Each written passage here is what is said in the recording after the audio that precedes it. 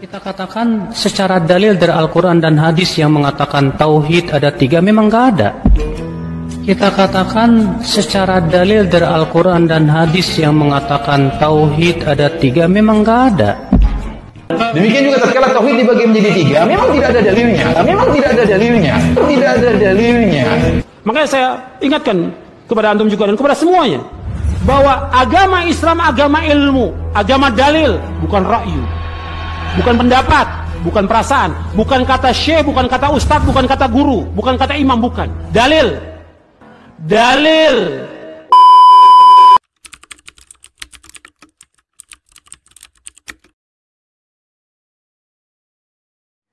Nah, jadi kita ulangi, bagaimana Wahabi melihat ketiga ini? Wahabi membagi tauhid itu menjadi 3. Ada tauhidul rububiyah, ada tauhidul uluhiyah, ada tauhidul asma wa sifat. Parahnya lagi, saudara, dengan pembagian ini akhirnya kalangan Wahabi mengakui kalau ada orang musyrik yang mengakui adanya Allah yang menciptakan alam semesta, walaupun mereka tidak menyembah Allah, itu disebut ahli tauhid rububiyah. وَلَئِن سَأَلْتَهُم مَّنْ خَلَقَ السَّمَاوَاتِ وَالْأَرْضَ لَيَقُولُنَّ اللَّهُ قُلِ الْحَمْدُ لِلَّهِ بَلْ أَكْثَرُهُمْ لَا يَعْلَمُونَ. Ahli tauhid rububiyah, tapi tidak ahli tauhid uluhiyah. Ini yang ditolak oleh Ahlus Sunnah. Saya tidak menentang rububiyah, uluhiyah, asma dan sifat. Yang saya tentang kalau rububiyah, uluhiyah, asma dan sifat dipilah. Ini nggak boleh. Sama seperti rukun iman. Rukun iman ada berapa? 6. Ada iman kepada Allah, iman kepada Rasul, iman kepada malaikat, iman kepada yaitu Al-Quran, kitab-kitab suci dan seterusnya. Saudara, rukun iman walaupun disebut ada 6, tapi nggak boleh kita beriman kepada sebagian, tapi kita ingkari sebagian lainnya. Ada orang mengatakan saya beriman kepada Allah dan kepada Nabi Muhammad, tapi saya tidak beriman kepada Al-Quran. Boleh nggak disebut mukmin? Mungkin mukmin 2/6. Karena dia terima 2, yang 4 dia tolak. Apa bisa disebut begitu? Nggak bisa, saudara. Kalau dia tidak menerima rukun iman secara utuh, nggak bisa dia disebut mukmin.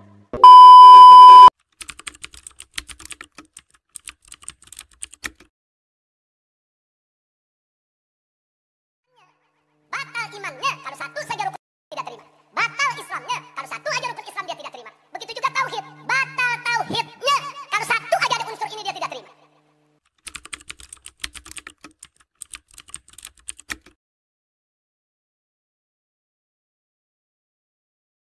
Ibnu Taimiyah, ilmu Ibnu Taimiyah lebih besar daripada akalnya. Hafalannya banyak tapi akalnya gak mampu. Gak bisa mengatur ilmunya. Nah orang itu ya punya komputer, punya laptop, itu kalau gak bisa ngatur hang akhirnya. Handphone itu kalau kebanyakan isi, akhirnya kan hang.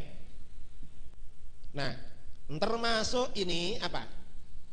Ibnu Taimiyah berbeda masalah tauhid 3 Ibnu Taimiyah. Ini pokok perbedaan kita dengan Wahabi, tauhid bagi 3.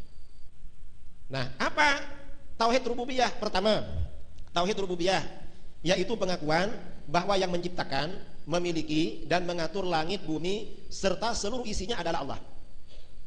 Ini makna rububiyah. Jadi pengakuan atau i'tiqad bahwa yang menciptakan, memiliki dan mengatur seluruh jagat raya adalah Allah. Apakah pengakuan ini salah? Gak salah. Memang yang menciptakan, memiliki dan mengatur semuanya Allah. Lalu apa salahnya penolakan para ulama kita?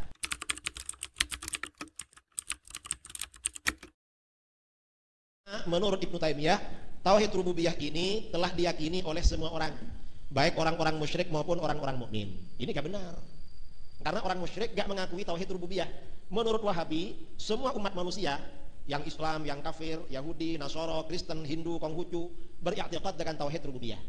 Padahal kalau kita tanya orang Hindu, orang Buddha, tauhid rububiyah gak tahu.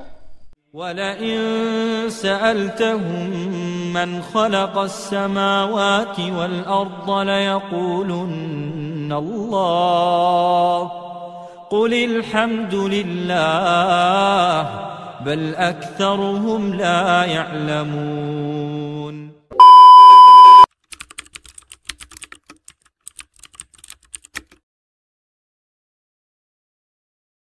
Jadi memang dari tauhidnya saja mereka tauhidnya ini memang tauhid apa ya? Tauhid mengkafirkan umat Islam di luar golongannya. Jadi semua perbedaan Wahabi, mayoritas sebagian besar perbedaan Wahabi dengan mayoritas umat Islam itu rumusannya kembali kepada pembagian tauhid dibagi 3, yaitu rububiyah, uluhiyah, asma wa sifat. Ini yang masalah takfir. Kemudian oleh kelompok teroris ya, kelompok ISIS atau Ikhwan yang afiliasinya kepada Wahabi, tauhid 3 ditambah tauhid yang 4, yaitu rububiyah, uluhiyah, asma wa sifat. Yang keempat adalah tauhid hakimiyah, untuk memvonis tauhid kepada pemerintahan atau rezim yang dianggap tidak menjalankan syariat oleh mereka. Ini tauhid mereka. Jadi bahwa Wahabi ini memang vonis dari kita ini adalah Khawarij, ini sudah maklum.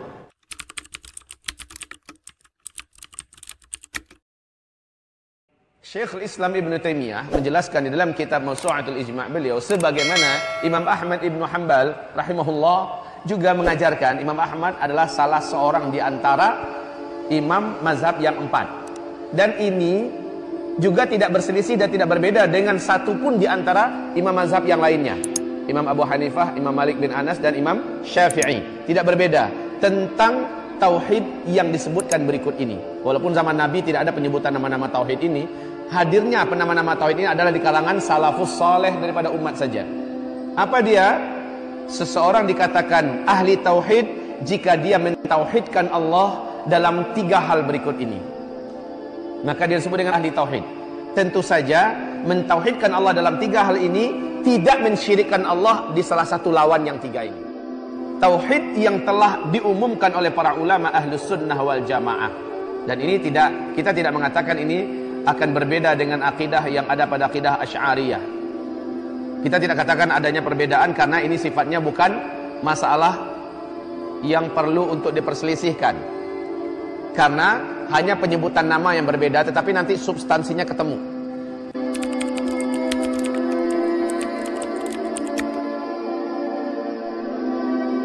Ini dari orang yang jahil pangkat 3 paling sedikit. Baik, pembagian tauhid menjadi 3 itu berdasarkan istiqra dan tatabbu, penelitian dan melacak seluruh nas dan ucapan para ulama dari masa ke masa tidak keluar dari hal itu. Ilmu nahwu itu berarti bid'ah menurut orang ini. Tidak ada ilmu nahwu di masa Nabi. Ilmu mustalah hadits juga tidak ada di masa Nabi.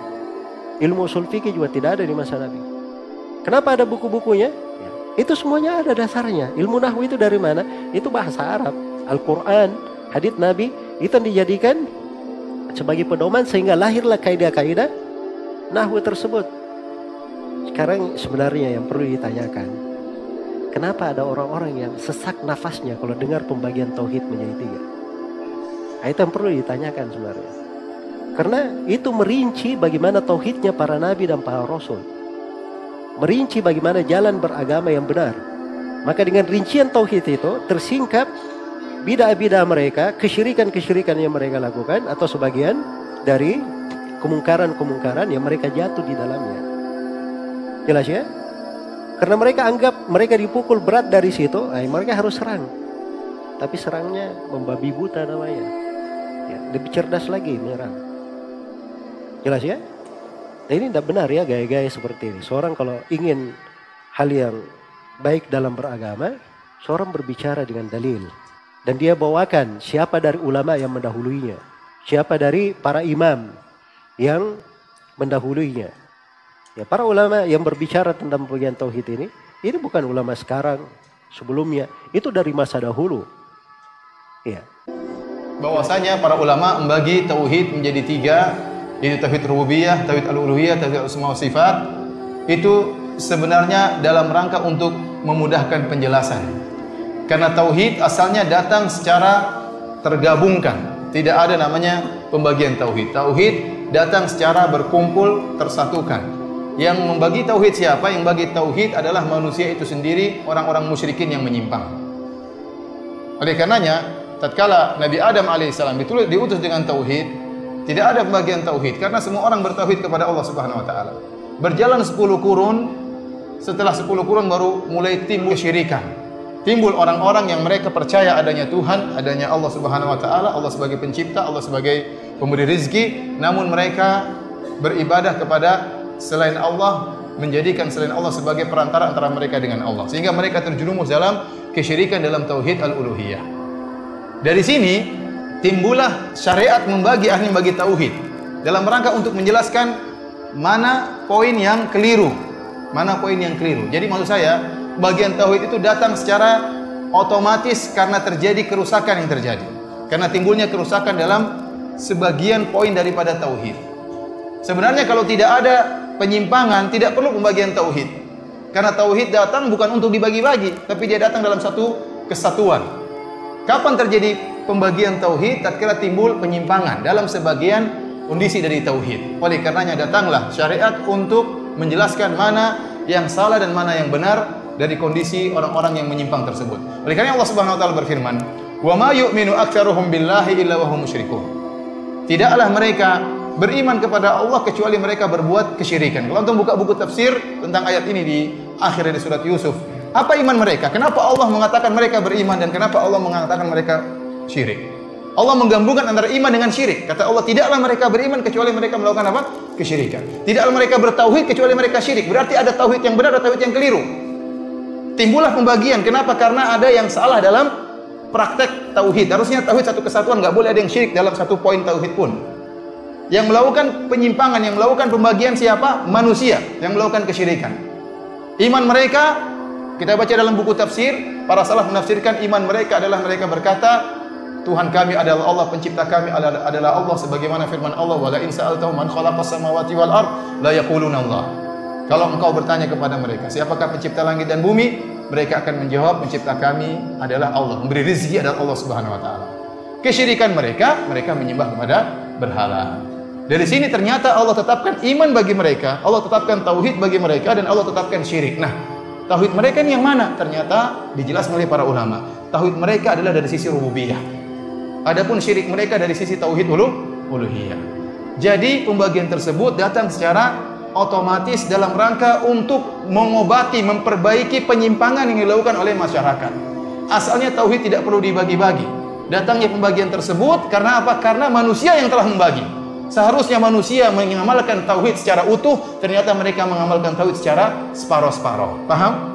Memang harus dibagi tauhid. Kenapa? Dalam rangka untuk menyembuhkan penyakit yang ada.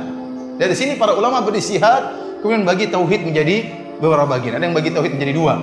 Dia mengatakan tauhid rububiyah, tauhid uluhiyah. Tatkala dia berbicara tentang masalah kesyirikan dalam tauhid uluhiyah, maka dia membagi tauhid menjadi dua. Tauhid uluhiyah, tauhid rububiyah, seperti Al-Makrizi dalam kitabnya Tajrid Tauhid Al-Mufid. Demikian juga seperti As-San'ani dalam kitabnya Tathhirul I'tiqad an Adranil Ilhad. Dia juga membagi ada rububiyah, ada uluhiyah. Kenapa? Dia sedang berbicara tentang penyimpangan dalam tauhid apa? Al-uluhiyah. Sebenarnya lama kemudian bagi lagi tauhid menjadi tiga. Kenapa? Ada penyimpangan dalam asma wa sifat, maka perlu dibagi lagi supaya untuk memperbaiki kesalahan-kesalahan yang ada. Orang-orang Asy'ariyah juga membagi tauhid menjadi tiga. Bahwasanya Allah wahidun fi dzatihi, wahidun fi sifatihi, kemudian apa lagi? Wahidun fi af'alihi. Mereka bagi tauhid menjadi tiga. Jadi sekarang masalahnya bukan berarti kalau ada yang bagi tauhid berarti mereka bersalah. Masalah pembagian itu masalah usaha untuk memahami. Kita katakan para ulama tatkala membagi tauhid menjadi tiga, maksudnya apa? Ente mau bagi dua terserah. Ada ulama yang bagi dua, seperti ada yang mengatakan tauhid al-ilmi wal khabar, dan ada tauhid at-talabi. Tauhid al-ma'rifah wal ilmi, tauhid al-ma'rifah wal ilmi maksudnya tauhid rububiyah dan asma wa sifat. Kemudian tauhid at-talabi maksudnya tauhid al-uluhiyah. Dibagi menjadi dua. Maka maksud saya, tatkala ada pembagian, kita lihat apa hakikatnya. Ente jadi bagi tiga, maksudnya apa? Tauhid umum, tauhid khusus, super khusus, maksudnya apa? Ternyata maksudnya ngawur. Sama, tauhid ini bagi tiga. Al-Sunnah jadi ada yang bagi dua, kita bilang maksudnya apa? Oh benar maksudnya. Bagi tiga, oh benar. Ada yang bagi empat, tambah lagi tauhid al-hakimiyah. Kita bilang maksudnya apa? Maksudnya mengkafirkan pemerintah. Maksudnya mudah mengkafirkan kaum muslimin. Nah, kalau gitu maksudnya keliru, jangan dibagi-bagi lagi jadi empat.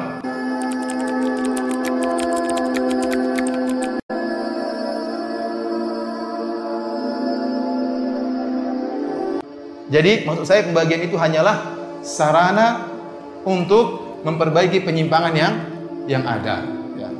Maka jangan dengar kalau orang mengatakan apa itu pembagian tauhid menjadi tiga adalah bid'ah. Kita bilang bagian semua juga membagi. Ya. Dan ini bukan memang Rasulullah SAW tidak pernah mengatakan bahwasanya tauhid terbagi menjadi tiga. Sama seperti Rasulullah SAW juga tidak pernah mengatakan hukum fikih terbagi menjadi lima. Ada wajib, ada mandub, ada mubah, ada makruh, ada haram. Tidak ada. Tetapi para ulama dengan istiqra', dengan penelitian, mereka memahami bahwasanya hukum fikih ada berapa? Ada 5. Untuk apa? Untuk bisa memudahkan orang paham tentang masalah-masalah agama.